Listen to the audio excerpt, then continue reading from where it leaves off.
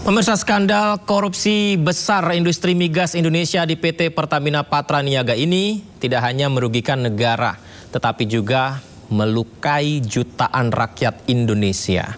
Modus para tersangka diduga dengan mencampur BBM jenis RON 90 atau Pertalite atau Pertamax, maksud kami premium ya, untuk dijual dengan harga RON 92 atau Pertamax. Kerugian diperkirakan mencapai hampir 1.000 triliun.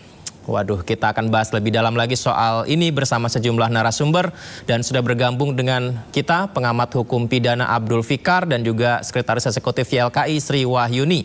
Saya sapa narasumber saya. Selamat malam, Assalamualaikum Pak Fikar dan Ibu Yuni. Assalamualaikum.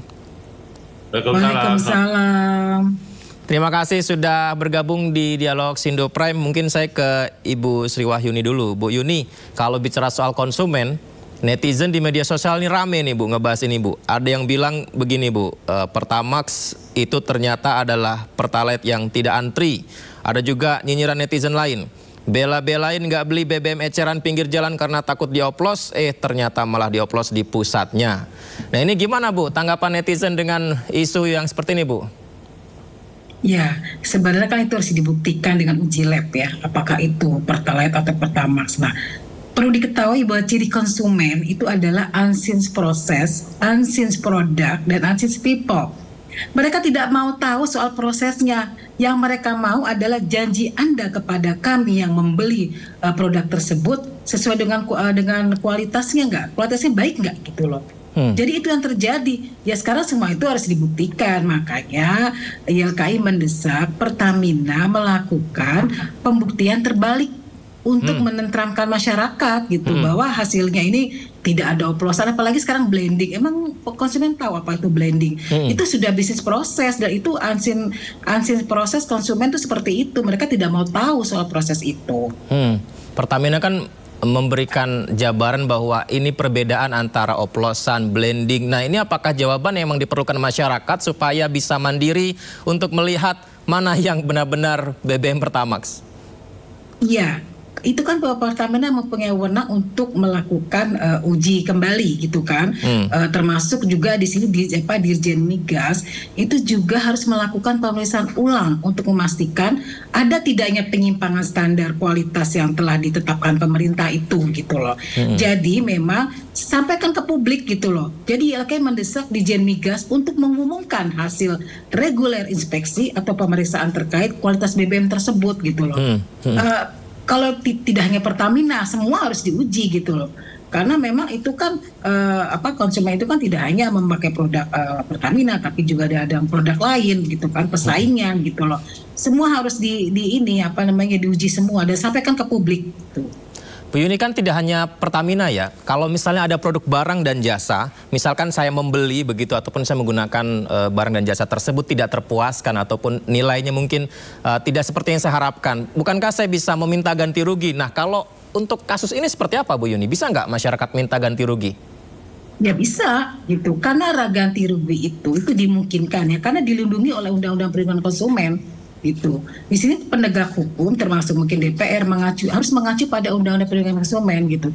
Jika terbukti dugaan bahwa itu oplosan benar, maka masyarakat sebagai konsumen berhak menuntut kompensasi atau kerugian yang dialami. Baik, saya ke Prof. Abdul Fikar Hajar. Pak Fikar, ini kalau kita lihat ya, ada 9 tersangka dari kasus dugaan korupsi minyak mentah Pertamina dan merugikan negara hampir 200 triliun rupiah. Tapi beberapa kali Pertamina juga mengklaim bahwa sebenarnya tidak ada yang dioplos dan kualitas Pertamax tetap yang terbaik. Gimana ini sebenarnya tanggapannya Pak? Ya, dengan ditetapkannya 9 orang sebagai tersangka, saya kira kejaksaan tidak main-main ya. Artinya kesimpulan untuk menetapkan orang sebagai tersangka itu sudah melalui kajian yang detail gitu ya, kajian yang detail sehingga kemudian sampai pada kesimpulan orang inilah yang sebenarnya melakukan manipulasi ya, yang kemudian kalau dihitung-hitung itu akan merugikan negara.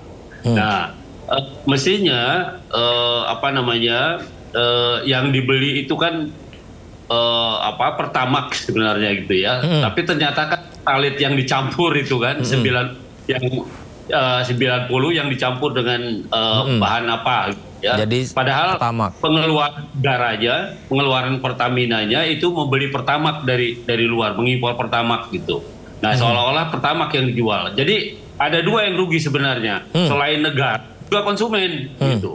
Kan konsumen sama dengan ditipu. Yang dijual itu bukan Pertamax asli sebenarnya, bukan Pertamax yang memang kualitasnya Pertamax, tetapi yang pertalite yang yang dicampur dan kemudian dijual ke publik sebagai Pertamax gitu. Jadi tidak hanya negara, rakyat, masyarakat pengguna juga, masyarakat konsumen juga dirugikan. Begitu. Pak Fikar, yang menarik ini dari 9 tersangka, kalau saya ini kan kita baru mempelajari ya kasusnya ya, karena baru ditetapkan oleh Kejagung. 9 tersangka itu Direktur Utama PT Pertamina Patraniaga, Direktur Feedstock and Product Optimization PT Kilang Pertamina, ada Direktur Utama, VP, kemudian Beneficiary Owner dan lain sebagainya. Ini posisinya nggak main-main ya Pak Fikar ya. Kalau kita lihat berarti sebenarnya, wah ini bisa dibilang mega korupsi kah? Iya, saya kira yang ditetapkan sebagai tersangka itu para penanggung jawab korporasi yang memutuskan transaksi itu ya, yang kemudian dijual kepada masyarakat gitu. Nah, dua-duanya adalah pucuk pimpinan dari korporasi yang satu yang penjualnya yang bukan langsung penjual ya, dia semacam perantara begitu ya, yang ada agennya di Indonesia, tapi yang lainnya adalah Pertamina ya, yang pimpinan Pertamina khusus di di produk ini gitu. Nah, karena itu tidak mengherankan, artinya pucuk pimpinannya yang paling bertanggung jawab gitu ya. Jadi tidak hanya kalau pidana itu kan sebenarnya orang yang langsung berbuat kan sebenarnya itu. Nah, karena ini terjadi karena satu diskresi, satu putusan, maka pengambil keputusan yang tertinggi lah yang paling bertanggung jawab. Nah, karena itu kemudian menurut saya tidak cukup orangnya, tapi korporasinya juga sebenarnya. Walaupun korporasinya korporasi negara ya.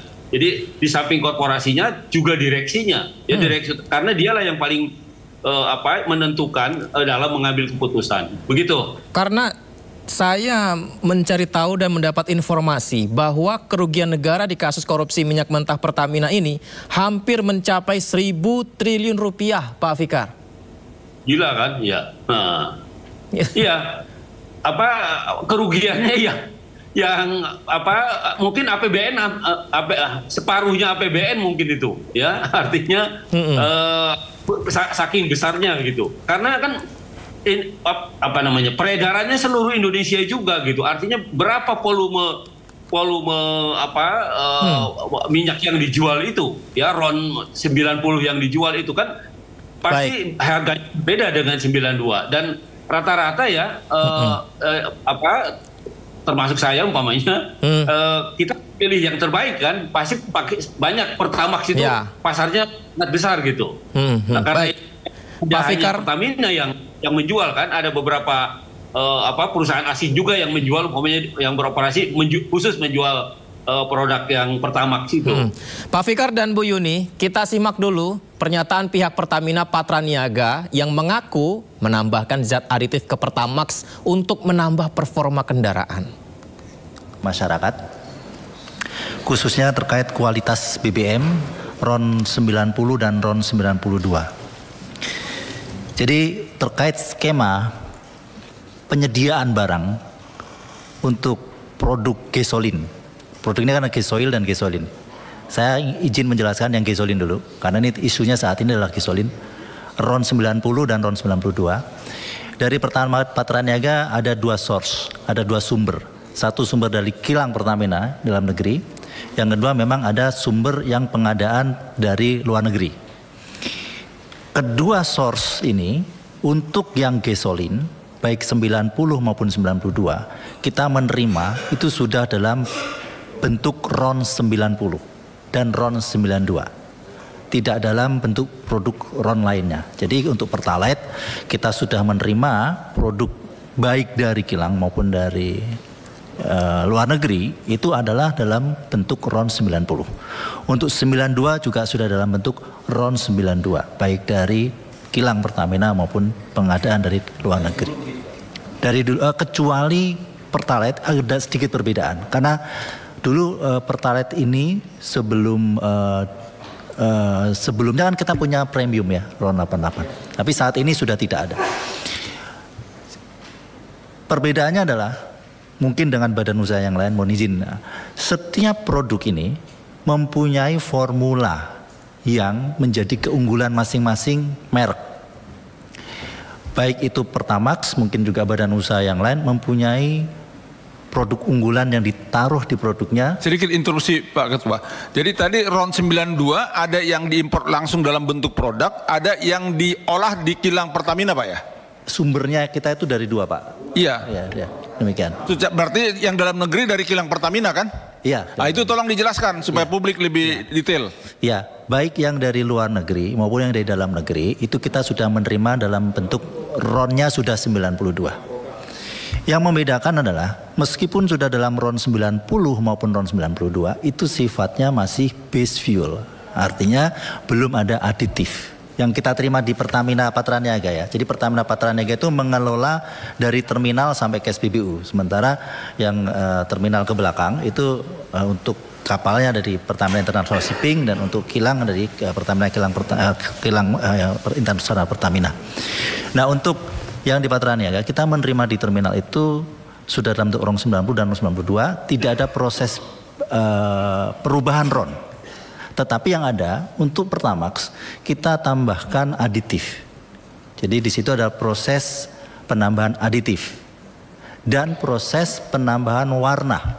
Proses inilah yang memberikan keunggulan dan pembedaan dengan produk yang lain. Proses ini adalah proses injeksi blending. Proses blending ini adalah proses yang common dalam produksi minyak yang merupakan bahan cair. Karena minyak ini bahan cair. Jadi memang pasti akan ada proses blending. Ketika kita menambahkan proses blending ini tujuannya adalah untuk meningkatkan value daripada produk tersebut. Jadi base fuel RON 92 ditambahkan aditif agar ada benefitnya, penambahan benefit untuk performansi daripada produk-produk ini. Sehingga pada saat kita menerima, itu pun kita baik dari dalam negeri maupun luar negeri, kita mempunyai lab, hasil uji lab. Before loading sama after loading dan before discharge. Sebelum kita bongkar. Setelah kita terima di terminal, itu pun di terminal juga melakukan rutin pengujian kualitas produk. Ya, kita lanjutkan dialog kita bersama dengan Ibu Sri Wahyuni dan Pak Abdul Fikar. Saya ke Bu Yuni kembali. Bu Yuni, memang agak sulit ya mengerti apa yang disampaikan oleh PTH Direktur Utama Pertamina Patraniaga Mars Ega Legowo Putra barusan. Tapi mungkin begini ya Bu Yuni ya, kalau saya tangkap begitu. Ini seperti membantah kecurigaan orang tentang proses blending ataupun pencampuran zat lain, dalam hal ini zat aditif ya, ke dalam RON 92 atau Pertamax yang mungkin orang akhirnya berpikir jangan-jangan ini dioplos, membantah hal tersebut. Tapi diakui bahwa memang ada pencampuran zat aditif di sana untuk menambah keunggulan BBM Pertamax. Itu mungkin yang saya tangkap ya Bu ya. Nah, kalau menurut Bu Yuni seperti apa Bu? Apakah ini menjawab dari kecurigaan masyarakat? Membantah apa kecurigaan masyarakat? Oke, kalau masyarakat adalah minta bukti uji labnya mana. Tidak hanya dibicarakan, mereka nggak tahu mau dijelasin secara teknis seperti apa gitu, nggak ngerti orang konsumen analisis proses kok gitu loh. Sampaikan bahwa kami sudah melakukan uji lab dan ini hasilnya, sampaikan dan pastikan bahwa ada jaminan itu produk tersebut aman, berkualitas. Lalu konsekuensinya apa jika kenyataannya produk itu tidak berkualitas, tidak sesuai dengan janjinya, yaitu harus ada mekanisme ganti rugi. Dan kemudian kalau memang itu ternyata ditemukan oplosan, itu kan sudah ranah polisi gitu kan. Nah, kalau YLKI itu lebih kepada berhubungan dengan konsumen menuntut standar dan mempunyai hak mendapatkan informasi yang benar serta mekanisme ganti rugi sesuai dengan undang-undang konsumen. Jadi itu. Jadi yang penting konsumen adalah memberikan informasi yang benar, yang dimengerti dan dipahami oleh konsumen. Kan nggak semua konsumen ngerti soal teknik seperti itu. Bu, kasus ini periodenya 2018-2023. Kalau dianggap ini kasusnya sudah lama dan sekarang BBM sudah menjadi yang terbaik kembali, itu bisa meringankan ataupun menenangkan warga nggak sih Bu? Karena sekarang 2025. Iya, pokoknya sampaikan, buktikan lagi gitu kan untuk menenteramkan. Ini pola atau kasus? Kalau seperti itu kasus kan. Kalau pola akan berulang. Oplosan kan sering kan terjadi, itu pola. Tapi kalau ini kasus karena terjadinya di hulu kan, gitu. Ya itu buktikan atau melibatkan dari unsur konsumen untuk membuktikan bahwa ini benar gitu. Baik, Pak Fikar terakhir Pak. Kalau kita bisa bicara nih 1.000 triliun kerugiannya ini kalau kasus mega korupsi seperti ini kira-kira akan sejauh apa ini bisa ditelusuri pihak kepolisian, Kejagung Pak, mungkin KPK ataupun aparat untuk bisa benar-benar membuka ini seterang-terangnya? Ya, saya kira dalam kasus ini nomor satu yang paling berperan adalah ahli, ya, keterangan ahli, gitu ya, membuktikan. Kita kan nggak seperti Ibu katakan tadi. Kita tuh konsumen, ya, masyarakat tuh konsumen.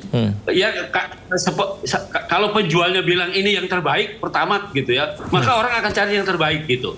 Ini Pertalite gitu. Padahal yang disebut Pertamax Pertalite juga gitu. Kita kan juga nggak tahu itu, iya kan?